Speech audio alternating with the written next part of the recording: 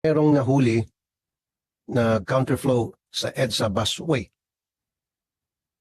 Ang nangyari, sa halip na tikitan, itong nag-counterflow na sakay sa isang SUV, iniskortan papuntang BGC sa kanyang kondo ng isang MMDA traffic enforcer. Meron ba tayong taga-MMDA dito? Anyari po, bakit po sa halip na nag-counterflow, tikitan, ang ginawa, iniskortan papunta pong kondo niya? Sino ba yung Poncio Pilato sa SUV at sobrang super VIP treatment, hinatid pa?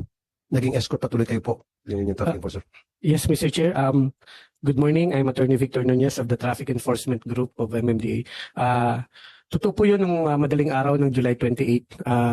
May dumaan na private SUV sa bus lane counterflow from Guadalupe going to, I think, Buendia. It was monitored by the MMDA Command Center.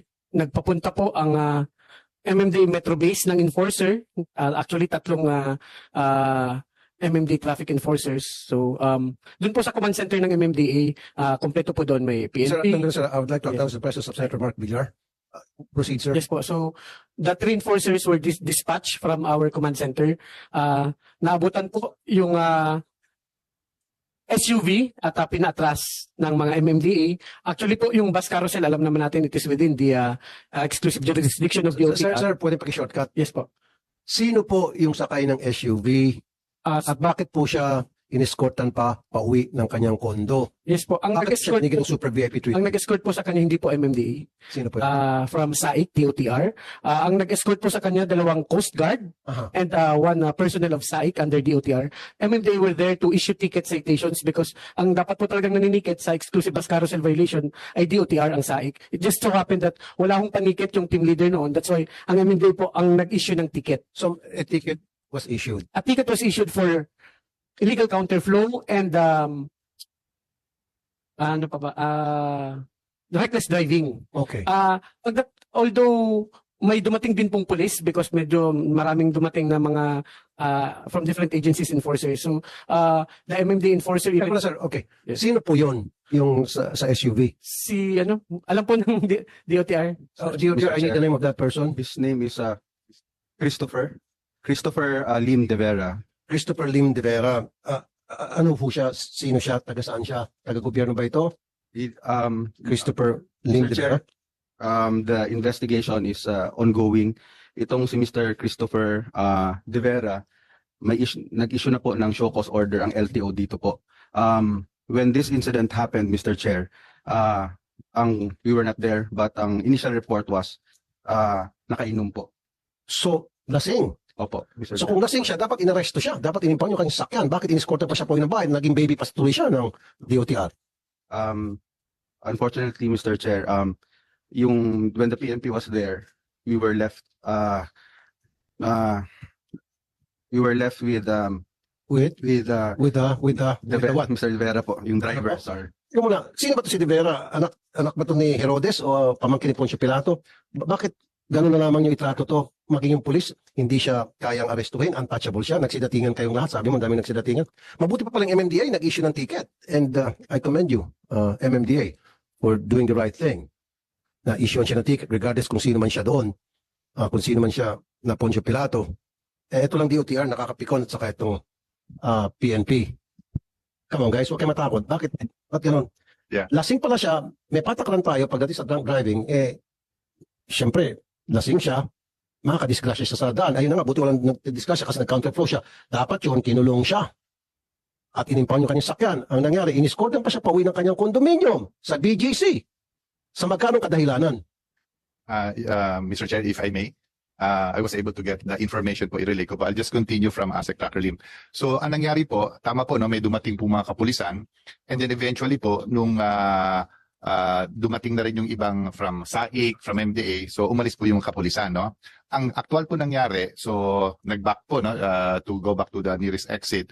Ang nangyari po, yung ginawa nung SAIC personnel po, no, yung kasama namin sa DOTR, when they were left with the situation, ang naging decision po nila was samahan doon sa tirahan. I think sa BGC po yung tirahan ang nasa mind nila when we investigated, kasi ongoing po investigation, no, was that para hindi makasakit or hindi kaya makadrive, sinamahan po, drive hanggang BGC. So may ongoing po kaming investigation because ang kailangan po namin nila dapat ginawa is idala nila agad sa police, sa presinto po, which unfortunately nga po hindi nangyari nung nandun yung ating kapulisan. Teka muna, so bakit pinalis yung pulis? Ba't usang umalis yung pulis o pinalis yung mga pulis? I'll be honest with you, ang pagkaalam po namin, kusa po silang umalis. Wala naman pong pinaalis. Bakit kusang umalis yung mga pulis? Siguro po, no, I will make a Do you have the conclusion. name of those policemen? Wala tayong name, ano? We have no name yet, Mr. Chairman. That's why it's still the investigation is ongoing po. Okay. Okay, so kusang umalis yung pulis ba pumasok sa loob ng SUV, nagsara ng pinto, yung driver sa mga pulis? Not that we know of, Mr. Chair. That's why we're May asking. inapit ba doon sa mga pulis? Ako, based on the CCTV footage po. Kasi hindi naman siguro alis yung pulis for nothing. So kaya siguro sundin nyo na ko yung pangalan. Siyempre merong dispatch yan, di ba? Sinong tumawag ng pulis? Mr. Chair, if I may. Yes, sir. Yung police po, parang mobile siya na naka-standby near Guadalupe. We were able to get the name of the two policemen. We already endorsed it to DILG yesterday for their own investigation because lumapit naman po sila and yung dalawang police ang tinanong lang sa enforcers namin kung may resistance ba yung driver or pumapalag ba yung driver, something like that. Pero alam ng mga pulis na lasing ang driver. The enforcers told them na, Chief, Nothing. mukhang nakainom po itong driver. O so dapat yung pulis nag-take over na doon. Hindi na sa presinto para hindi siya makadisgrasya. In the first place, one way siya, counterflow siya, doon pa lang, muntik-muntik na siya makadisgrasya. Buti na para siya. So dapat, sinamahan siya sa presinto, kinulong siya, hindi pa yung kanyang sakyan. So doon may problema natin. Pero anyway, meron kang pangalan po. Yes, we already gave the names to the DILG yesterday at the House of Representatives hearing at under investigation na rin po ng DILG yung dalawang police na nandun during that incident. So, thank you, sir. DOTR, sino po sa tauhan ninyo ang sumama sa kondo o naghatid sa BGC sa kondo ni Christopher Lim de Vera? DOTR ba yun o yung ibang agency? DOTR, Mr. Chair. Kasi po ang nangyari when umalis na po yung PNP and MMDA, kaysa po ipabayaan po yung driver na nakainom na mag-drive at meron pang disgrasya mangyari, hinatid po sila. When we found out the following day na ito po yung ginawa, pinatawag ko po silang lahat and I asked, binayaran ba kayo? May pera ba kayong tinanggap? Ang sinabi po nila is wala. Sabi ko, may binigay ba na anything? Pagkain, whatever. Ang sagot nila wala, Mr. Okay. Chair. So we cleared that up. But may mali lang po talaga on our side is that dapat sa police station po natin. Correct. So, ano nangyari dun sa dalawa? They are investigated po right now. They're being investigated, Mr. Chair, and we will submit the report to you, Mr. Being Chair. investigated. This was 2 weeks ago. So, continuous pang investigation. Yes, because they're interagency po, merong MMDA, may DILG po as well, Mr. Chair. Kaya, pero sa part lang ng DOTR. So, dahil inamin mo, tauhan ninyo yung naghatid sa kanya papuntang BGC sa kanyang kondo. So, sabi nyo, your people are being investigated, those who are involved. So, for 2 weeks, you keep investigating hanggang ngayon wala pang resulta ng inyong investigasyon. Meron na po, but we want to be very precise po on our investigation so that... Very precise. Opo, yes, Mr. Chair. Define very precise para sa'yo. Para Nandiyan na, alam mo na may violation yon. Lasing, nag-counterflow, At ginawa ng inyong tauhan, sa halip na idiretso sa police station, diniretso sa kondo. Sinamahan. Ano pang klaseng investigation, ano pang klaseng ebidensya ang hinahanap niyo po? Baka kamag-anak mo to, Christopher Lim, Asik Lim. Hindi mo kamag-anak. Mr. Chairman, no, he's not Hindi, related to us. Hindi nga, sir. Hanggang ngayon, ini-investigate niyo pa rin itong tauhan ninyo na very obvious naman talagang may violation siya or meron siyang ginawang hindi tama at inamin mo rin. At hanggang ngayon, nag-imbestiga pa rin kayo dahil you want it to be very precise. Ano pa yung kailangan pa maging precise kayo bago nyo atawan ng sanction itong tauhan ninyo? Check nyo nga sa Google sino itong Christopher Lim de Vera. Would somebody check?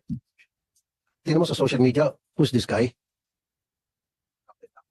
Para pati yung DOTR natatakot na ata. Buti pa yung MMDA. May plate number tayo? LTO? Do we have the plate number of this guy? This guy is dangerous. Good morning, Mr. Chair. Yes, Mr. Chair, we have the plate number of the vehicle. And then, meron tayong pangalan niya, MMDA. Do we have his name? Sir, kasi we got the name because yung MMD enforcer who yung nanikit. So all the details were given to DOTR for them to issue show cause order. Yung LTO po yung ano na po no, ng show cause dun sa registered owner and the driver of the vehicle involved, Mr. Chair. Okay, ano po yung show cause order ninyo? Mr. Greg Pua Jr., Executive Director ng LTO, sir. Yes, Mr. Chair. Nung nalaman po namin itong nung nag-trending siya, Mr. Chair, we immediately issued show cause order to the registered owner of the vehicle under the name of Wivina Lim De Vera. Ano pangalan po yung owner ng vehicle? Wivina Lim De Vera. Female ito, si Wivina. Yes, Female. The mother. driver is male? Yes, Mr. Chair. Male. Okay, why would you issue a show cause order to the owner of the vehicle when in fact Wivina was not the driver or was not in command of that vehicle at the time of the apprehension? At the time of the issuance of the show cause, Mr. Chair, we don't have any information yet. I thought you already have that information from the MMDA kasi the fact that MMDA was able to issue a ticket to that driver, then dapat ang show cause order doon sa driver, hindi po doon sa owner ng vehicle kasi yung vehicle hindi naman nakabangga, Yes, Mr. Chair. hindi But naka-aksidente.